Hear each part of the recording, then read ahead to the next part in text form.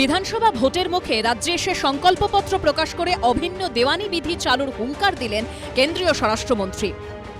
ममता जी को जो करना है वो करे, यूसीसी लागू होकर रहे। জোর জবরদস্তি ধর্ম বা খাদ্যাভ্যাস কারোর উপর চাপিয়ে দেওয়া, এই রাজনীতি বিজেপি বাংলায় রফতানি করে এই পরিবর্তন বাংলায় আনতে চায়।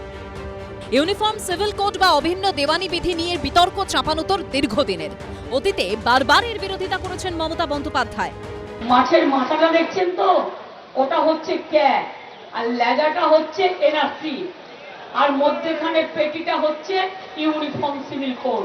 আমি জানি অনেকের মধ্যে প্রশ্ন আছে, এনআরসি হবে কিনা, সিএ হবে কিনা, আবার uniform civil code uniform civil code নিয়ে আসছে, আমরা মানবো না, গায়ের জোরে মানবো না, গায়ের জোরে মানবো না।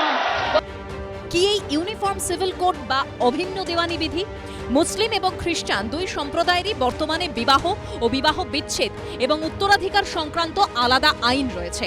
ইউনিফর্ম সিভিল কোড বা অভিন্ন দেওয়ানি বিধি চালু হলে হিন্দু, মুসলিম, খ্রিস্টান সব ধর্মের মানুষই চলে আসবে এক আইনের আওতায়, অর্থাৎ এক আইন, শাস্তিও এক।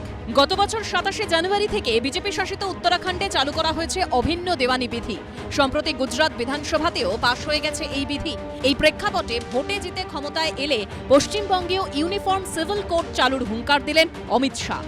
हम 6 माह के अंदर ही बंगाल के अंदर यूसीसी को लागू कर कर सभी नागरिकों के लिए एक ही कानून बंगाल में हो, वो सुनिश्चित करें। तो भारत के हर धर्म के नागरिक के लिए समान कानून हो, वो तुष्टीकरण है, या कोई नागरिक 4 शादी कर पाएगा और कोई नागरिक 1 शादी कर पाएगा, वो तुष्टीकरण है। तुष्टीकरण की राजनीति के कारण इन लोगों ने इतने साल लटका कर रखा है।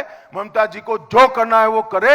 पूरे देश में जहां भारतीय जनता पार्टी की सरकारें हैं, यूसीसी लागू होकर रहे। অভিন্ন দেওয়ানি বিধি যদি কার্যকরী হয় বাংলায়, সবথেকে বেশি ক্ষতিগ্রস্ত হবে তপশিলি জনজাতি সম্প্রদায়ের মায়েরা ভাইয়েরা, যারা এসটি। জোর জবরদস্তি ধর্ম বা খাদ্যাভ্যাস কারোর উপর চাপিয়ে দেওয়া, এই রাজনীতি বিজেপি বাংলায় রফতানি করে এই পরিবর্তন বাংলায় আনতে চায়। এই কারণে তারা বলছে পাল্টানো দরকার। শেষ পর্যন্ত এ রাজ্যেও অভিন্ন দেওয়ানি বিধি চালু হবে কি বোঝা যাবে 4 মে ফল দেখার পর। উজ্জ্বল মুখোপাধ্যায় ও কৃষ্ণেন্দু অধিকারীর রিপোর্ট, এবিপি আনন্দ। এবিপি আনন্দ, এগিয়ে থাকে, এগিয়ে রাখে।